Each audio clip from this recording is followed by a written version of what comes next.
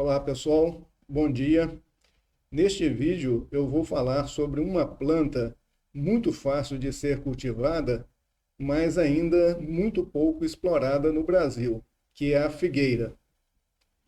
Certamente a maior parte dos brasileiros nunca comeu um figo maduro, que é uma fruta deliciosa e bastante nutritiva. Neste vídeo eu vou abordar os principais aspectos da cultura para um bom manejo orgânico. Bom, em relação ao clima, a figueira ela tem uma característica de planta de clima temperado, de clima frio, porque ela caem as folhas, né, durante o inverno. Mas é uma planta muito pouco exigente em frio. Então ela se adapta em várias regiões e podendo ser cultivada de norte a sul do Brasil, inclusive na região Nordeste. Em regiões mais frias, com ocorrência de geadas, uma das estratégias para a produção do figo é você fazer uma poda de inverno mais tardia. Então, em vez de fazer a poda em julho, que é o período normal, o pessoal atrasa a poda para fazer lá no mês de agosto, muitas vezes até no final de agosto, para que as brotações que surgirem após a poda não sejam afetadas por uma geada tardia. Então, regiões mais frias, poda mais tardia. Para se cultivar a figueira, né, sem irrigação, durante o período de brotação, formação dos frutos, né, a gente precisa de ter um bom teor de umidade no solo. Então, considera-se clima com cerca de 1.200 milímetros de precipitação anual, que isso acontece em várias regiões do Brasil. Porém, em regiões mais secas, como a gente comentou em relação ao Nordeste, se você tiver irrigação, você pode produzir figo ao longo de todo o ano, através do sistema de podas, né, e irrigação.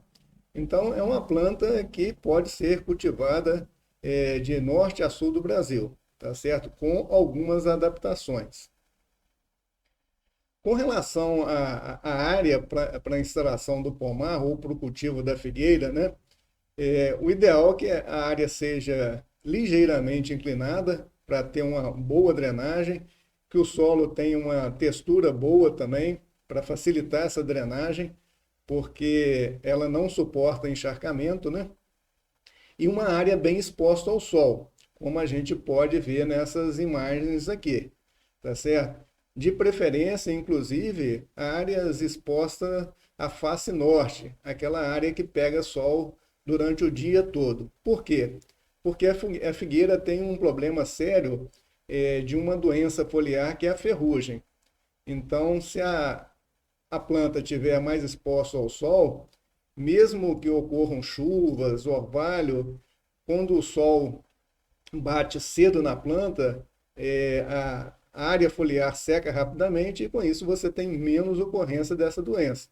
E essa doença realmente provoca a queda de folhas e vai afetar muito o desenvolvimento do fruto. Então, uma área bem exposta ao sol também.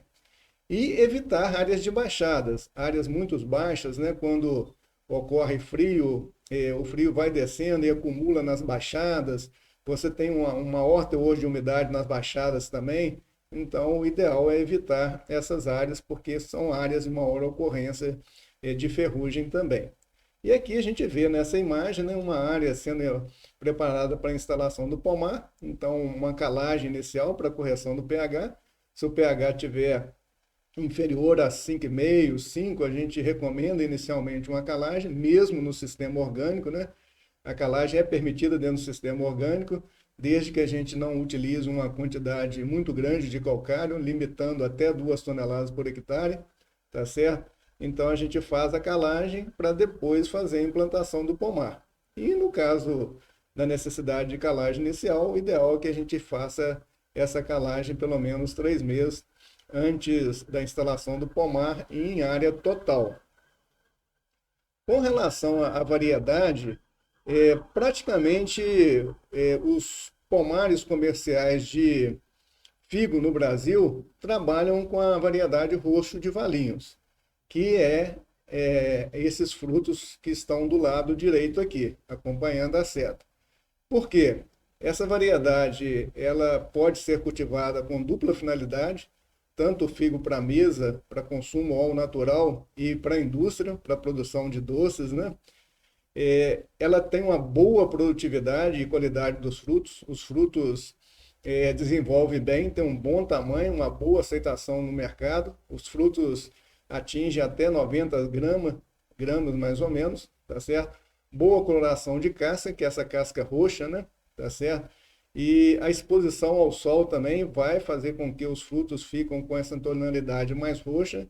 Então, por isso também que o ideal é as plantas estarem, né, bem expostas ao sol. A coloração da polpa a gente vai ver posteriormente, né, é uma coloração rosa e avermelhada, muito bonita também, macia e suculenta. E um problema que tem nessa variedade é que a gente chama de ostilo muito aberto. Acompanhando a seta aqui nessa foto do figo na parte superior, é essa abertura aqui, que a gente chama de ostilo. Então, o que se faz? Muitas vezes o produtor colhe o figo de vez, né? Para evitar essa rachadura, essa abertura do ostilo no campo. Porque isso vai reduzir a vida, né, de prateleira, a vida de comercialização dos frutos. Mas é a variedade mais cultivada e mais comercializada no Brasil, mesmo tendo esse problema de o estilo abrir quando o fruto está muito maduro, tá certo? Para a implantação do pomar, a gente pode utilizar mudas formadas em sacola plásticas, né? Tá certo? No canal tem um vídeo falando sobre a produção dessa muda, né?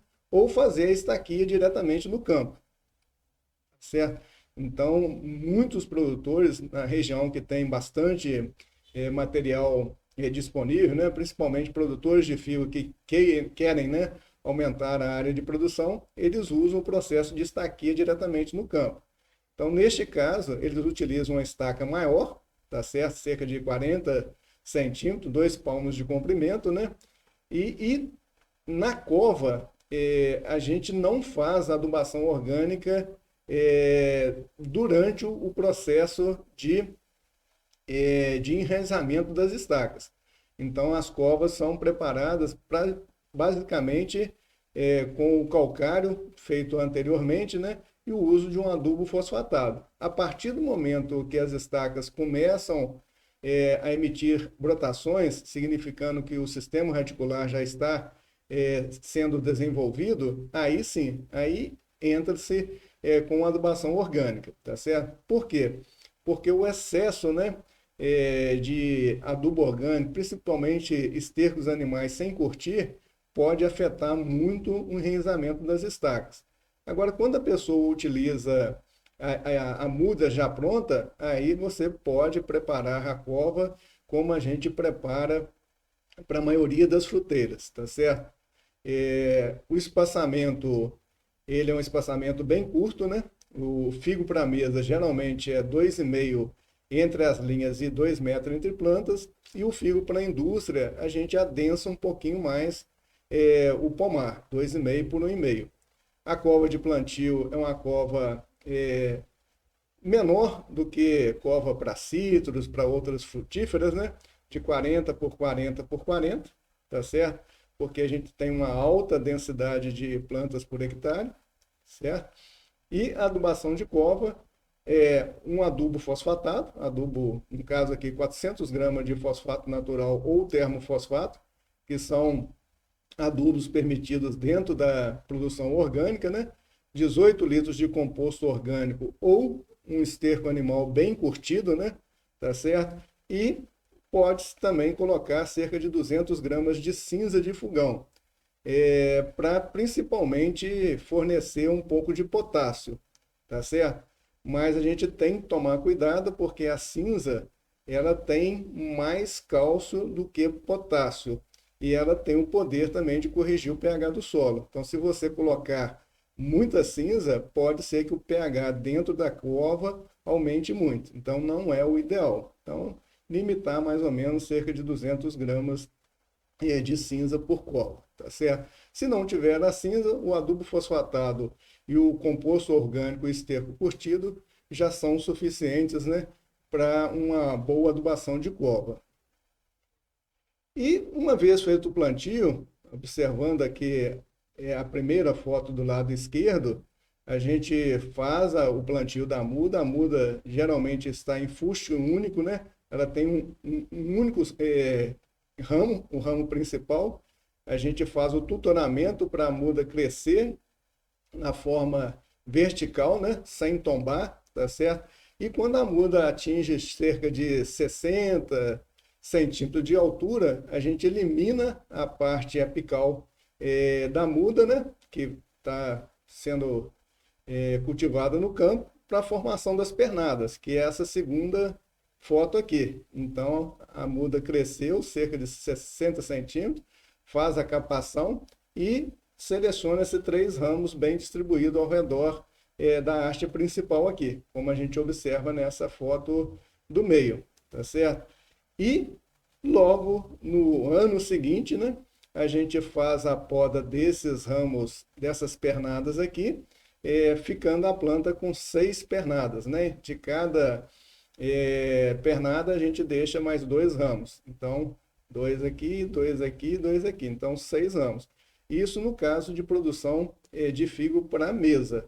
Quando é figo para indústria, a gente pode fazer uma nova poda e deixar até 12 ramos por planta. Mas figo para mesa a gente deixa um menor número, como a gente vai ver, de 4 a 6 ramos por planta, tá certo? Então a poda de formação desde o início do plantio no campo é indispensável para a gente ter uma planta com uma boa arquitetura, né? Uma planta bem exposta ao sol, bem aberta. Então a gente precisa tomar cuidado nessa poda de formação. E com relação à poda de frutificação, que é a poda drástica de inverno, então a gente realmente reduz muito a parte aérea da planta. Então, do lado esquerdo aqui, a gente vê uma figueira, né? Essa figueira foi cultivada para produção de figo, para doce, né? Para fazer doce, porque tem muitos ramos, né? Tá certo? Então, e uma característica importante que a gente falou do figo a planta é caducifólia, ela perde as folhas, todas as folhas durante o período de inverno, tá certo? Pelo menos aqui na nossa região sudeste, na região sul do Brasil, tá certo? Então, por isso que a gente muitas vezes acha que a planta precisa de muito de frio para ser cultivada, mas não. Ela precisa muito pouco de frio, tá certo? E a poda é bem drástica mesmo. A gente reduz as pernadas da planta bastante, né? Eliminando praticamente toda a parte aérea. A gente precisa de fazer isso porque o figo ele produz no ramo do ano, no ramo que está em crescimento, na brotação. À medida que o ramo vai crescendo, ele vai emitindo uma folha, um fruto, uma folha, um fruto, uma folha, um fruto. Então, por isso que essa poda é bem drástica para a gente ter realmente uma boa produção de frutos. E após a poda, cerca de 2 meses, 1 mês e meio após a poda, como a gente observa nessa imagem do lado esquerdo aqui, surgem muitas brotações, tá certo? E aí a gente vai ter que selecionar, no caso aqui para produção de figo para mesa, de 4 a 6, como a gente vê nessa imagem aqui. Então a gente seleciona de 4 a 6 e vai conduzindo essa planta sem fazer nova poda para ela ter um vigor alto para produzir bastante figo e figo de tamanho maior. Se a gente deixar um maior número de ramos, vai produzir muitos figos, né? Mas um figo de menor tamanho que não seriam muito bem aceitos no mercado de figo para mesa. Então, quando é figo para mesa, a gente deixa de 4 a 6 ramos, né? E quando é para indústria, de 9 a 12 ramos, tá certo? Então, o manejo da planta visando o mercado de mesa e visando a indústria, o manejo é diferente, tá certo? Com relação à poda, geralmente em cultivos de sequeiro, sem irrigação, a poda geralmente aqui na nossa região sudeste é feita em julho e agosto. Por quê? Porque logo em seguida, setembro, outubro, começam as chuvas. Então, a planta vai permanecer com um bom fornecimento de água durante o crescimento dos ramos e produção de frutos, tá certo? E a colheita, fazendo a poda em final de julho, início de agosto, a colheita começa em novembro e termina maio, início de junho, mais ou menos, tá certo?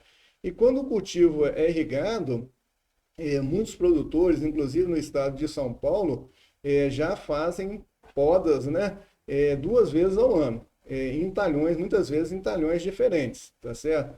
Então a poda que é feita em julho, tá certo? A colheita vai de novembro a maio, e uma poda que é feita em janeiro. A colheita vai de maio a novembro. Então você tem produção de frutos o ano inteiro. O estado de São Paulo, principalmente a região de Valinhos, que é a maior produtora de figo, ela comercializa figo durante o ano inteiro e inclusive exporta figo. O Brasil exporta bastante figo, né? Principalmente para a Europa, né? Ela exporta praticamente o ano todo também, tá certo? Então é uma fruta, sendo bem manejada, ela fornece renda, né, ao longo de todo o ano. Com relação à adubação, no caso do manejo orgânico, então a gente vai ficar restrito, né, à adubação, ao uso, né, de adubos permitidos dentro do sistema orgânico. Então, o fosfato natural ou o termofosfato são permitidos, né? Então, vamos supor, no primeiro ano após o plantio, então você plantou, no outro ano, o ideal é a gente colocar cerca de 100 gramas de fosfato natural em agosto e 3 aplicações de 6 litros de composto orgânico ou esterco bovino curtido. Então, essas adubações é agosto, novembro e fevereiro, para manter a planta bem nutrida ao longo de todo o período produtivo. Se for esterco de aves, né, de galinha, né, você reduz, né, porque o esterco de galinha é bem mais forte, né? Então, 3 vezes 2 litros, né? À medida que a planta vai crescendo, segundo ano, 200 gramas de fosfato natural, 3 aplicações de 9 litros de composto ou 3 aplicações de 3 litros de esterco de aves. Terceiro ano, 300 gramas de fosfato natural ou termofosfato, vezes 3 vezes 12 litros de composto ou esterco bovino ou 3 de 4 litros de esterco de ave. E a partir do quarto ano, quando a planta já está com a estrutura toda formada, cerca de 400 gramas de fosfato natural, vezes 3 vezes 18 litros de composto orgânico ou 3 vezes 6 litros de esterco de aves, tá certo? Sempre parcelando. Quando a gente utiliza composto orgânico, a gente pode parcelar até menos, 2 vezes só, tá certo? Mas quando a gente usa um esterco animal que não está curtido, o ideal é você fazer um parcelamento maior, porque o esterco sem curtir, ele libera os nutrientes bem mais rápido do que o composto orgânico. Então pode haver um excesso de nutrientes, a planta vegetar muito, então a gente tem que tomar esses cuidados. E com relação a micronutrientes, é uma planta que precisa, né, de bastante, né, de zinco e boro, né? Então a recomendação é em agosto, na primeira adubação, que a gente coloca fosfato natural em uma das doses do composto orgânico, do adubo orgânico, a gente coloca também cerca de 20 gramas de sulfato de zinco e 10 gramas de ácido bórico por planta por ano, tá certo? Então, essa é uma recomendação, mas é lógico que isso pode variar, né? Inclusive, aqui a gente mostra um experimento de adubação de figueira. Esse experimento foi um dos primeiros experimentos de manejo orgânico que eu conduzi e que eu utilizei acompanhando a seta, nessas plantas aqui eu utilizei adubação química complementada com biofertilizante via solo, via foliar e a combinação dos dois. Então, quando eu utilizei, acompanhando a seta, a adubação química, o uso de biofertilizante via solo e via foliar, em vez de melhorar a produção, diminuiu a produção. Quando eu utilizei somente esterco bovino, esse esterco era um esterco curtido, quando eu utilizei de forma complementar, né, o biofertilizante via solo, via foliar, a gente teve um aumento na produção de figos, tá certo? O que aconteceu também quando eu utilizei como adubo a biomassa de adubo verde, adubação verde. Então, cortava a biomassa em uma área, levava para dentro do pomar de figo, né, para fazer a adubação das plantas. E quando eu utilizei além da biomassa, o biofertilizante via solo e via foliar, a gente também teve um aumento, tá certo? E quando eu utilizei desde o início, né, esterco junto com biomassa de adubo verde, a aplicação de biofertilizantes não teve muita diferença, tá certo? Então, mostrando aqui que uma boa estratégia é também utilizar o esterco junto com a biomassa. Nesse caso aqui, uma das explicações, como a gente não utilizou cobertura morta nos outros tratamentos, né? Com certeza o uso de adubação verde também funcionou como uma forma de cobertura morta, de maior retenção de umidade, né? E certamente isso favoreceu o desenvolvimento e a produção das plantas. Então, assim, o que eu vejo hoje? Esse experimento ele tem um certo vício, né? Porque esse pomar ele foi colocado no manejo orgânico no primeiro ano. Ele estava sendo utilizado a adubação química nele, deixou de fazer a adubação química para entrar com os tratamentos orgânicos. E hoje a gente sabe, né, através da experiência, né, que a resposta ao manejo orgânico ela vai ficar cada vez melhor ao longo dos anos, tá certo? Então hoje, mesmo aqui quando eu utilizei esterco, se eu tivesse certamente conduzido o experimento por 3, 4, 5 anos, esse tratamento aqui, ao longo dos anos também, ele iria ter uma resposta melhor, tá certo? Então, hoje, muitos profissionais da área de produção orgânica, né, quando vai fazer essa conversão do sistema convencional para o sistema orgânico, eles muitas vezes colocam o dobro da quantidade de adubação indicada, tá certo? Para cobrir essa carência inicial nos primeiros anos sobre manejo orgânico, tá certo? Mas você pode utilizar a estratégia também de, não tendo muito adubo orgânico, usar biofertilizante via foliar, via solo, utilizar adubação verde. Então, dependendo de cada região, a gente pode aperfeiçoar as adubações orgânicas das plantas, tá certo? Então, o manejo orgânico ele vai ser diferente de região para região, tá ok? Um ponto muito importante na cultura do figo é a cobertura morta. O figo a figueira, né? Tem um sistema radicular bem superficial, tá certo? E cresce muito lateralmente. Então, as raízes, elas desenvolvem bastante, chegando até 5 metros do tronco da planta aqui, tá certo? Então, em um pomar, no espaçamento de 2,5 por 2,5, como a gente comentou anteriormente, certamente toda a área, as linhas, entrelinhas, se você fizer uma trincheira, você vai ver o sistema radicular das figueiras, tá certo? É lógico, em pomares mais adultos, né? À medida que a planta vai ficando adulta, as raízes vão crescendo lateralmente. Então, muitos produtores utilizam cobertura morta, como a gente vê aqui do lado esquerdo, em área total, porque todo o sistema radicular, toda área tem um sistema radicular. Mas na falta, a gente utiliza o quê? No momento que a gente vai roçar as entrelinhas, corre a formação de muita planta roçada, né? A gente usa essas plantas para fazer a cobertura morta próximo da planta, né? Isso ajuda muito também, tá certo? Então, a gente tem que ter a noção que a figueira tem um sistema radicular mais superficial, cresce muito lateralmente, né? E ela é muito sensível também à falta de umidade. Então, por isso que a cobertura morta ajuda muito. Quando não tem cobertura morta, muitos produtores hoje estão utilizando a irrigação, né?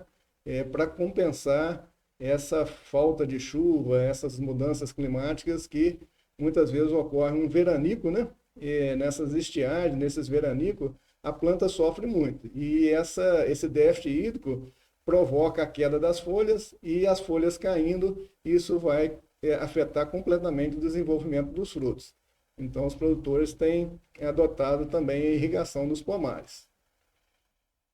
Com relação a doenças, aqui eu vou falar de uma doença e uma praga muito comum aqui na nossa região, né? E as duas mais comuns que eu tive no pomar sob manejo orgânico. Uma delas é a ferrugem, que é a principal doença da cultura que provoca a queda prematura das folhas, né? Então aqui a gente vê do lado superior da folha, ela fica com essas bordas meio queimada quando o sintoma está mais avançado, né? Mas inicialmente a gente pode ver o sintoma por baixo da folha. Quando a gente pega a folha, tem essas pintinhas aqui, isso aqui é ferrugem. A ferrugem vai avançando, vai provocando uma necrose nas folhas e as folhas caem precocemente. Então a gente vê deste lado direito aqui vários figos, né, sem a folha, né, tá certo? Porque em todos esses figos aqui teria que ter uma folha, né? A folha caiu precocemente. Então, o desenvolvimento desses figos aqui está totalmente comprometido, tá certo? Inclusive, a gente vê que essa folha aqui, ó, ela está totalmente comprometida com ferrugem, ela vai cair também. Então, se for figo para a indústria, tudo bem, você vai colher o figo pequeno para a indústria, mas se for para a mesa, esses frutos não vão desenvolver bem, então vai ficar um fruto muito pequeno e que o mercado não vai aceitar. Então a gente tem que ter um controle muito efetivo da ferrugem para evitar a queda precoce das folhas, tá certo? Então, realmente o uso de cauda bordaleza, que a gente vai falar daqui a pouco, né, é uma das principais estratégias, e o controle do mato na linha, né, para ter uma boa ventilação ali debaixo das plantas, para não acumular umidade, né, evitar, né, o plantio, né, da figueiras em áreas de baixadas muito úmidas, né, e muito frias, e isso vai favorecer a ferrugem, né? Então, se você tem um pomar num terreno mais inclinado, de face norte, isso vai realmente evitar a ocorrência de ferrugem em uma maior escala, tá certo? E um ponto importante é que o controle da ferrugem, principalmente com o uso de cauda bordaleza, vai auxiliar no controle de outras doenças. Então, por isso que a gente vai falar só sobre ferrugem, porque outras doenças como antracnose, como outras doenças fúngicas, né, vai ser controlada também com o uso da cauda bordaleza. Então, o controle da ferrugem, ele se baseia praticamente na retirada dos ramos, né, podados, né, durante o período de poda ali, e de folhas velhas. Pode ser que você esteja numa região um pouco mais quente, que a planta reteve folhas, né, no período da poda, né, então você vai ter que eliminar tudo, tirar do pomar ali e dar um fim, colocar em compostagem, tá certo? Mas retirar do pomar, porque o fungo da ferrugem, ele sobrevive nesses restos de materiais, tá certo? Logo após a poda, o indicado é fazer uma aplicação de cauda sulfocálcica concentrada ali no tronco, nos ramos que ficaram, né? Tá certo? E a partir do início de desenvolvimento dos ramos, né? Desde o início até a colheita dos frutos, é indicada a aplicação de cauda bordaleza, de 0,5 a 1%, tá certo? Eu tenho indicado mais o uso de cauda 0,5%, né? Com uma boa cobertura, porque você adiciona menos cobre por pulverizações, né? E com isso você pode fazer um maior número de aplicações, mesmo em pomares sob manejo orgânico certificados, né? Tá certo? Então é uma estratégia. Tem um vídeo sobre o uso de cauda bordaleza no vídeo que eu falo de forma um pouco mais detalhada. Mas precisa realmente da planta ficar bem protegida, né? Como a gente vê nessas imagens aqui. Inclusive, tanto a parte de cima como a parte de baixo, principalmente, a gente precisa atingir também a parte de baixo das folhas para ter uma boa cobertura, tá certo? E com isso a gente vai ter uma retenção foliar e um bom desenvolvimento dos frutos. Os frutos ficam com essa aparência aqui coberto pela cauda, né? Mas a gente colhendo os frutos até a comercialização não vai ter problema no consumo do fruto, tá certo? Então, agora para exportação, muitas vezes essa aparência o mercado não aceita muito. Então, o pessoal hoje para exportação utiliza mais um produto à base de cobre, né? Que é um produto que deixa menos esse resíduo aparente, né? Então faz a aplicação de um produto cúprico, aplicação de cálcio de forma separada para evitar esses resíduos no fruto. Mas não tem problema para o consumo humano, quando a gente usa a cauda bordaleza. Outro problema muito comum, que eu tive problema na área cultivada sob manejo orgânico, é a broca dos ponteiros. É uma mariposa, como a gente vê do lado esquerdo superior, de hábito noturno. Então, por isso que o uso de armadilha luminosa é muito importante e interessante. Então, se tiver ocorrência muito grande de broca de ponteiros, o sintoma é isso, né? Os ponteiros vão morrendo, como a gente vê nessa parte, nessa imagem do meio aqui. Então, a mariposa, durante a noite, coloca os ovos nas folhas e nessas áreas aqui onde as folhas saem, e os ovos vão eclodir, né? E as larvas vão penetrar dentro do ramo aqui, tá certo? Então, a larva ela vai comendo e vai crescendo dentro do ramo. Então, a parte de cima do ataque da larva, ela acaba secando, como a gente vê aqui, ó. E uma vez o ponteiro morreu e secou, surgem várias brotações laterais e compromete totalmente a produção de frutos, a qualidade dos frutos. Então, se tiver um ataque severo de broca de ponteiro, praticamente você não consegue produzir, principalmente fruto para a mesa, tá certo? Então, é uma praga muito comum e muito séria, mas relativamente fácil de ser controlada, tá certo? Com relação à colheita, o fruto, o figo, né, é muito sensível a dano físico, é um fruto muito perecível, né? Inclusive, né, uma aplicação de cauda bordaleza e muitas vezes de cálcio de forma separada, ele contribui para uma resistência maior do fruto na pós-colheita, tá certo? Então, a colheita na nossa região sudeste, ela vai de novembro a maio, em pomares de sequeiro, quando a poda é feita em julho e agosto, né?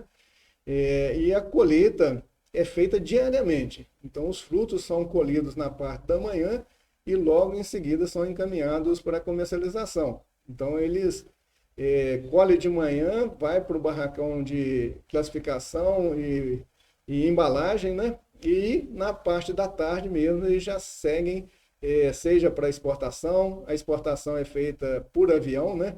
Então vai para o aeroporto ou vai para a Ceasa, vai para os grandes redes de supermercados, né? Mas no mesmo dia, tá certo? E os frutos são muito sensíveis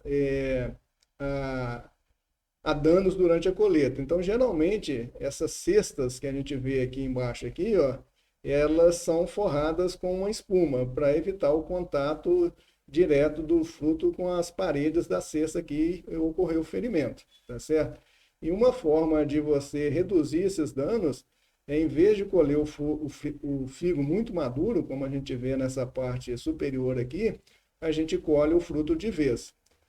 O figo é um fruto climatérico, ou seja, você pode colher ele de vez, que ele completa o amadurecimento após a colheita, e isso é até bastante interessante, né?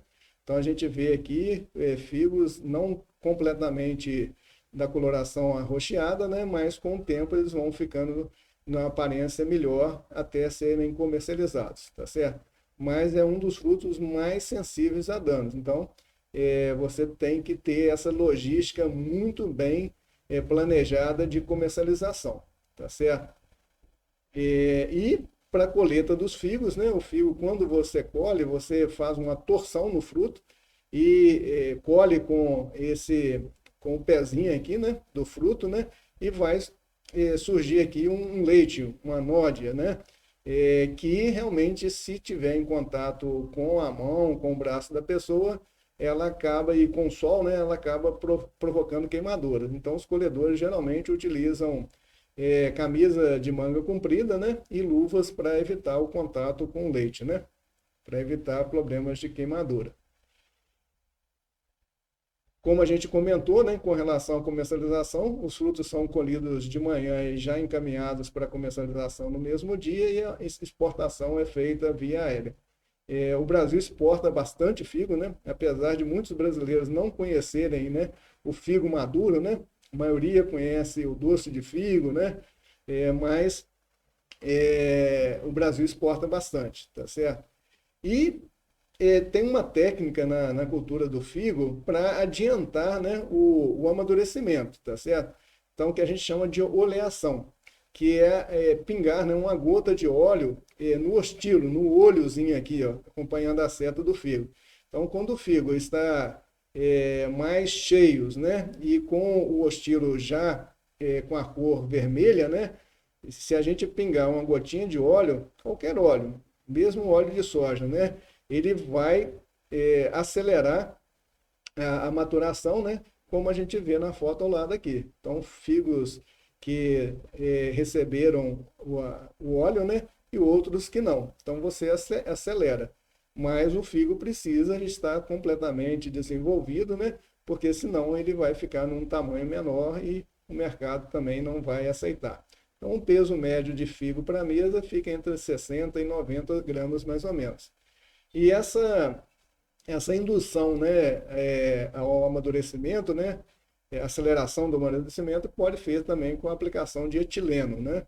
Então, são duas técnicas. Mas, a nível de fundo de quintal, né, a oleação é a técnica mais indicada, porque é acessível a todos, né?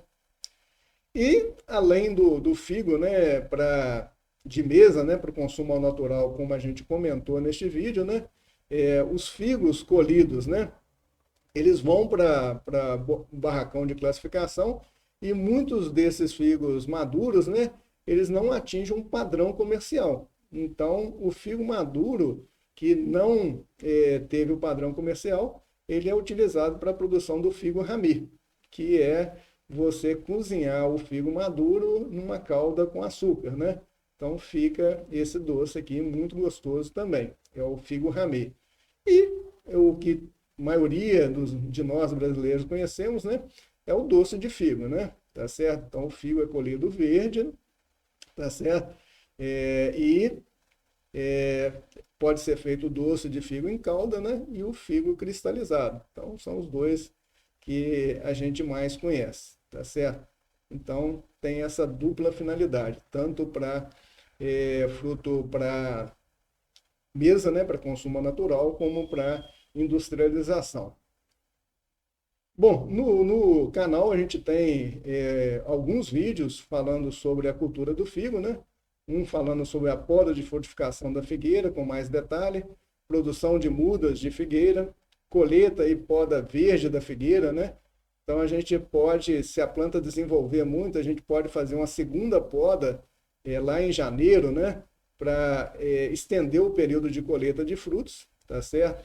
Tem um vídeo que eu falo sobre o ataque de cigarrinha na figueira, como que a gente controla, quais os fatores envolvidos, né? E um que eu falo sobre cauda bordaleza, dicas importantes para o uso da cauda bordaleza, tá certo?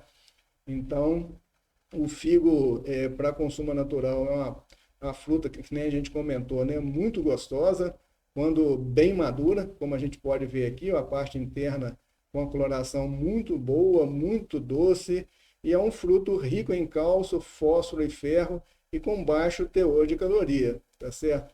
Então, para quem tem uma dieta de baixa caloria, é uma fruta realmente indicada, tá certo? Apesar de nós brasileiros não conhecermos muito bem o figo de mesa. Bom, pessoal, de forma bem rápida, né? Eu coloquei aí os principais aspectos da cultura, mas caso alguém tenha alguma dúvida, pode deixar lá no canal, que aí eu tento explicar com um pouco mais de detalhe. tá ok? Um forte abraço e até um próximo vídeo. Obrigado.